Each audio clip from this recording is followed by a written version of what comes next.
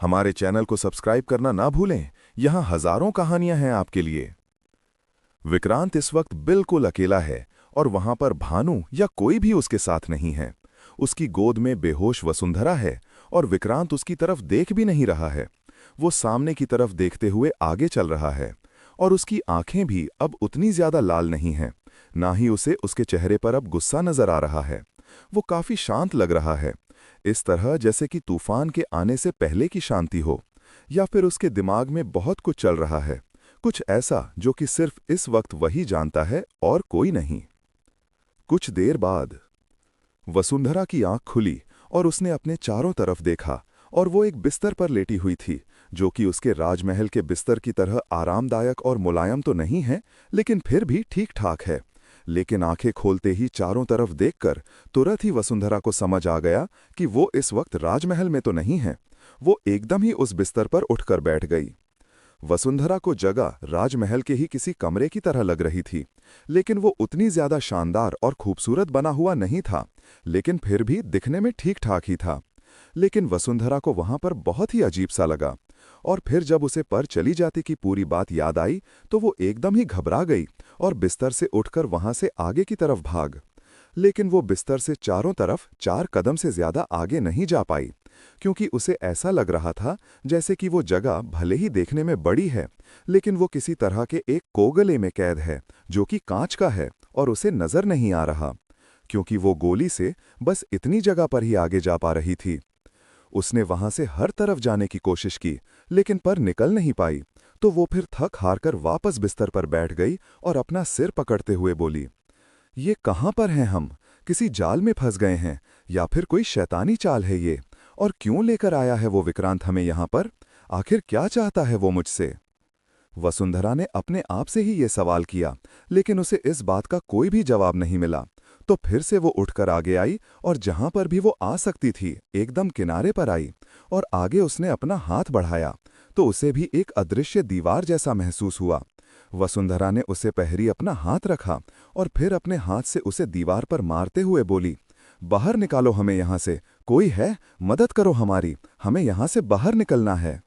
वसुंधरा ने जैसे ही उसे दीवार को छूते हुए तेज आवाज में यह चिल्लाया तो उसे पहले तो कोई भी जवाब नहीं मिला, लेकिन कुछ देर के बाद ही एक हंसने की आवाज वहां पर गूंजी, और यह हंसने की आवाज कुछ जानी पहचानी है।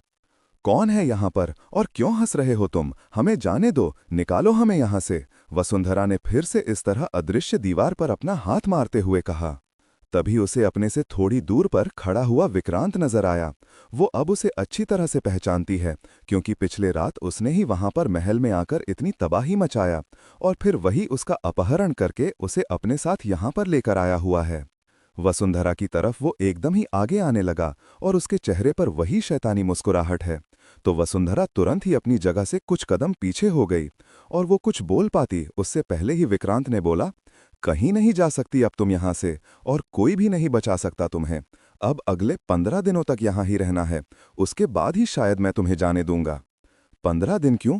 15 दिन बाद ऐसा क्या होने वाला है और क्या करने वाले हो तुम्हारे साथ? वसुंधरा ने बहुत ही ज्यादा घबराते हुए ये बात पूछी। तो उसकी बात सुनकर विक्रांत जोर जोर से हंसने लगा और उसने कहा, राजकुमारी जी, आप तो इस तरह से सवाल कर रही हैं जैसे कि मैं आपके आगे पीछे लगे रहने वाला सेवक हूं। लेकिन आप शायद भूल रहे हैं, मैं विक्रांत हूं, विक्रांत। शैतान का अंश, और शैतान का अंश ही नहीं, अब मुझे पूरा शैतान बनने से कोई नहीं रोक सकता, क्योंकि अब तुम्हारी शक्तियां भी मेरी होगी और मैं बनूंगा शैतानी दुनिया का बेताज बादशाह। फिर कोई नहीं रोक पाएगा मुझे, कभी कोई हार नहीं पाएगा, हर जगह बस मेरी ही हुकूमत होगी। उसके इस तरह से शैतानी हंसी रखते हुए ये सारी बात बोलने पर वसुंधरा की आंखें हैरानी से चौड़ी हो गई और उसे समझ नहीं आया वो किस बारे में बात कर रहा है। लेकिन फिर भी उसके इरादे वसुंधरा को बहुत खतरनाक लग रहे हैं।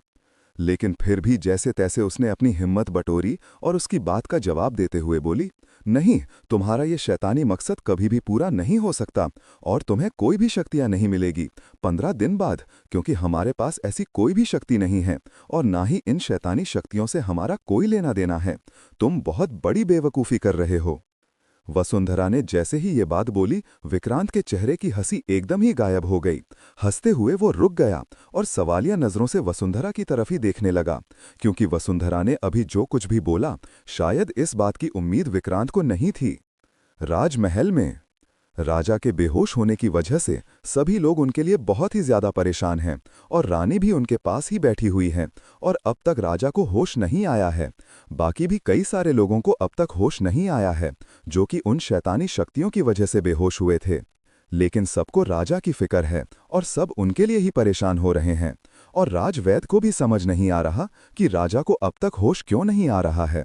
उन्होंने अपनी तरफ से दवाइयां दे दी और सारी कोशिश करके देख ली, जितना भी वो अपनी तरफ से कर सकते थे। इसलिए अब उनके चेहरे पर एकदम मायूसी साफ नजर आ रही है।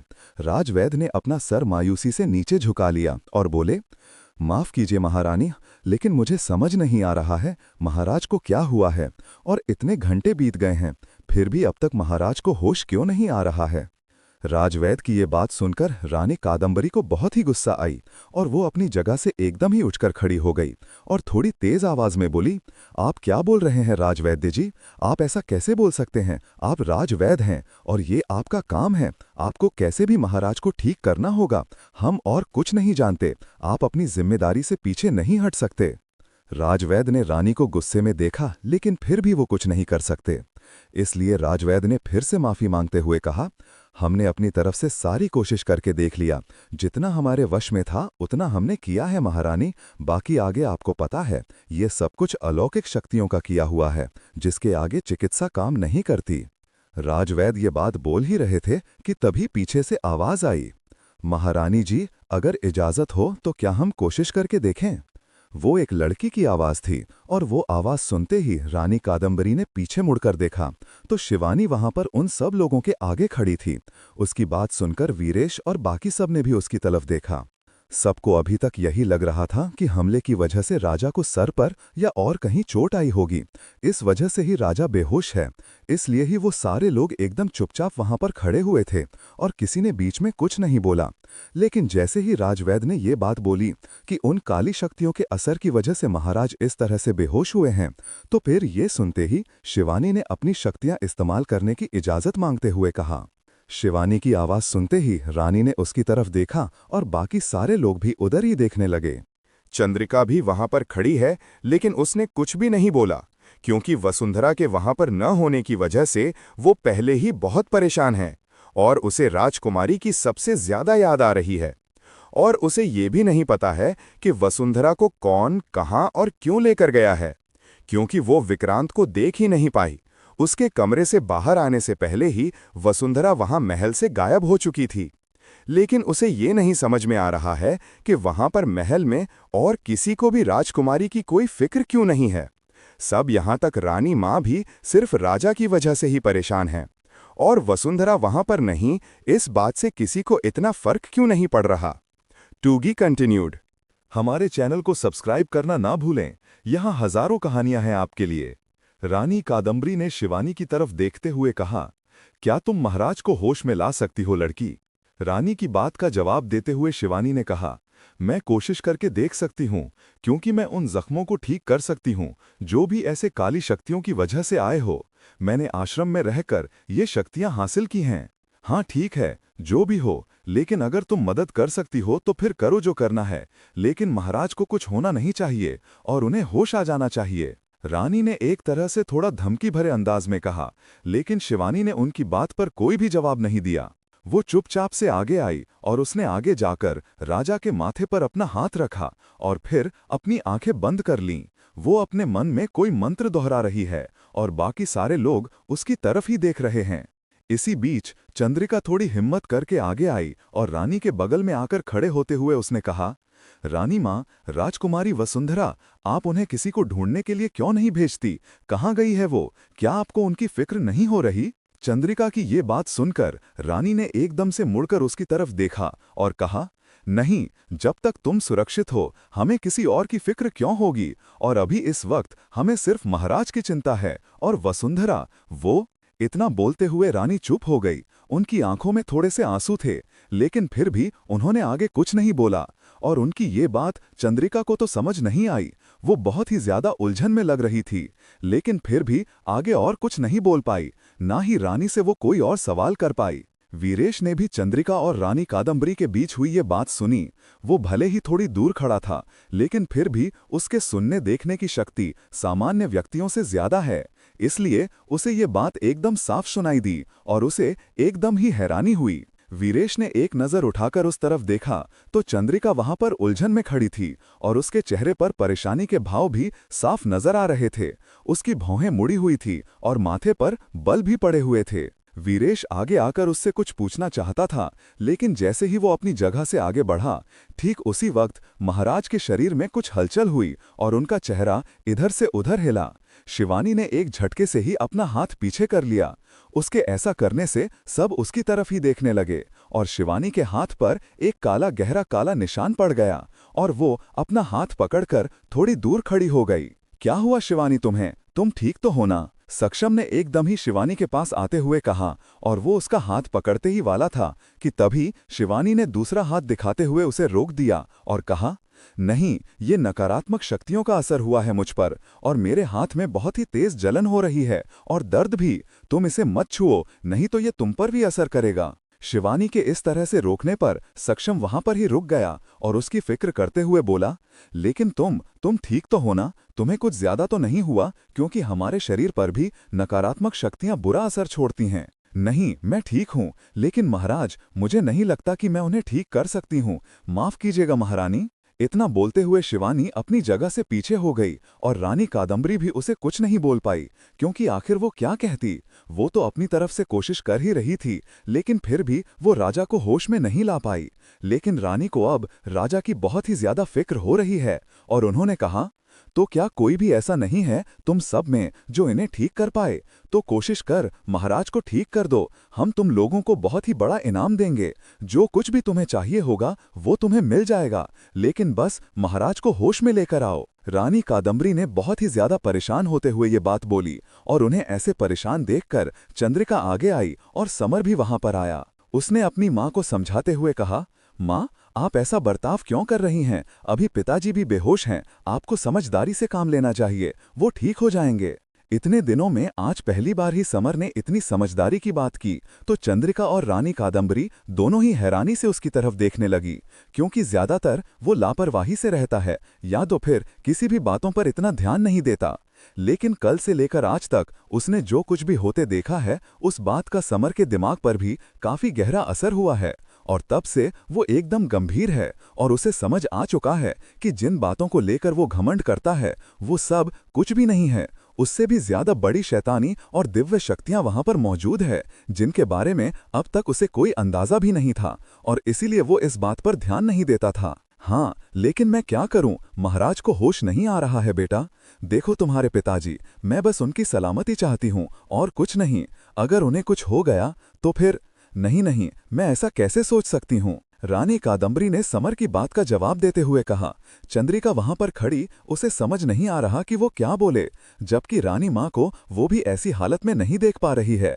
राजा को बेहोश कर उसे भी उनकी फिक्र है, लेकिन उसे वसुंधरा की भी फिक्र है और बाकी कोई भी वसुंधरा का नाम नहीं ले रहा।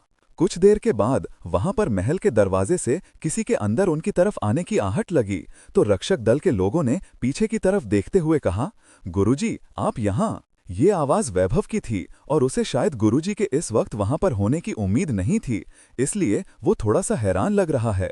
लेकिन उसकी बात सुनकर बाकी सबकी नजर भी उसी तरफ हुई जहां से गुरुजी अपने 2 शिष्यों के साथ वहां ताजमहल के अंदर आ रहे थे और गुरुजी को सारे ही लोग अच्छी तरह से पहचानते थे।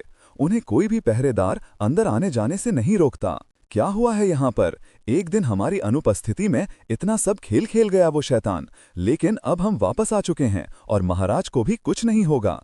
इतना बोलते हुए महात्मा मणिकनाथ वापस उसी जगह पर आए जहां पर राजा सामने बिस्तर पर बेहोश लेटा हुआ है। महात्मा बेहोश राजा की तरफ एकदम गौर से देखने लगे और उनके चेहरे पर एकदम गंभीर भाव है और उनकी बात सुनकर सभी को बहुत ही राहत महसूस हुई। रानी, समर और बाकी सारे लोगों ने महात्मा को देखकर उनके आगे हाथ जोड़ा और बहुत ही सम्मानपूर्वक उन्हें प्रणाम किया। महात्मा ने भी अपना एक हाथ ऊपर उठाकर उन सबको आशीर्वाद देने का इशारा किया, लेकिन इसके अलावा वो और कुछ नहीं बोले और फिर आगे आए। उन्होंने राजा के दोनों हाथ उठाकर उसके छाती पर रख दिए और थोड़ा गौर से राजा की तरफ ऊपर से नीचे तक देखने लगे। फिर गुरुजी ने वीरेश को अपने पास बुलाया और उसे कुछ समझाया। वो दोनों इतनी धीमी आवाज में बातें कर रहे थे जो कि वहां खड़े किसी भी इंसान को समझ आना तो दूर की बात है, सुनाई तक भी नहीं दी। लेकिन वीरेश अपने गुरुजी की बात अच्छी तरह से समझ गया और वो दूसरी तरफ जाकर खड़ा हो गया और गुरुजी उसके एकदम ठीक सामने खड़े हुए और उन दोनों ने अपने हाथ ऊपर हवा में उठाए और फिर कुछ मंत्र पढ़ा और फिर एक साथ उन दोनों ने वो हाथ राजा के सिर माथे पर रखा और राजा के माथे पर जैसे ही गुरुजी ने हाथ रखा, राजा और वीरेश ने दोनों ने एक समय पर ही वो हाथ रख तो तुरंत ही राजा ने अपनी आंखें खोल दी। कहानी जारी रहेगी।